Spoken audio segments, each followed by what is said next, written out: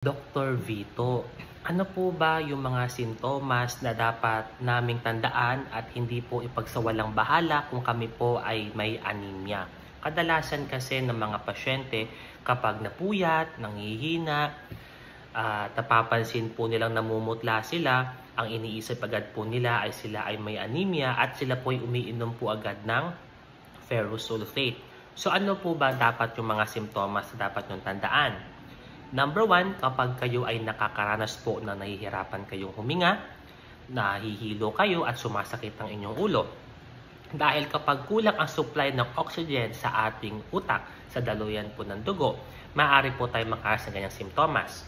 Pagdating naman po sa ating pong baga, kapag less ang oxygen po nito, gawa ng pagbagsak ng ating hemoglobin, maaari po tayo makaranas po ng hapo. Ito naman pong pangalawa is palpitation. Bumibilis po ang tibok ng puso natin.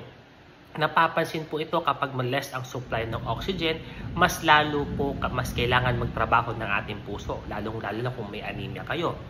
Pangatlo, kapag napapansin nyo parang lumalamig ang inyong mga kamay at inyong mga paa, kapag less ang circulation sa ating mga ugat, sa mga dulo ng daliri at paa, lalong-lalo na kung nagkaka-anemia.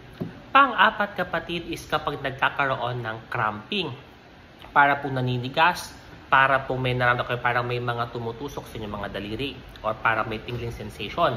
Ito po ang ibig sabihin kasi ang inyong muscle ay nangangailangan ng mas pataas na demand ng oxygen at kapag bumababa po ang inyong pong hemoglobin, ang inyong pong oxygen sa mga muscle supply na to, maaari kayong makaras po ng kanyang simptomas. Panglima kapatid, mapapansin nyo parang ang bilis-bilis nyo pong mapagod. Lalong-lalo na kung ang less ang supply ng hemoglobin sa ating katawan na nag-carry po ng oxygen para makapag-distribute sa buong sistema. Pang-anim, yung hypothyroidism sa mga pasyenteng may goiter dahil lang hypothyroid ang sa anemia ang pinaka-simptomas din po nito. Pang-pito kapatid, mapapansin nyo parang less po ang iron sa ating katawan at yung B12 deficiency.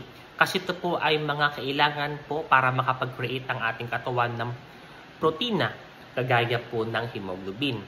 Yung pangwalo, parang namumutla po ang kanilang mga balat, yung talukap ng kanilang mata, at yung kanilang sanay, mapapansin nyo po parang hindi na po pinkish pag less po ang circulation.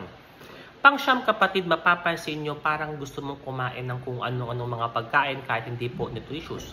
Dahil po, ito po ang isang paraan ng inyong katawan para makompensate po ang iron deficiency anemia.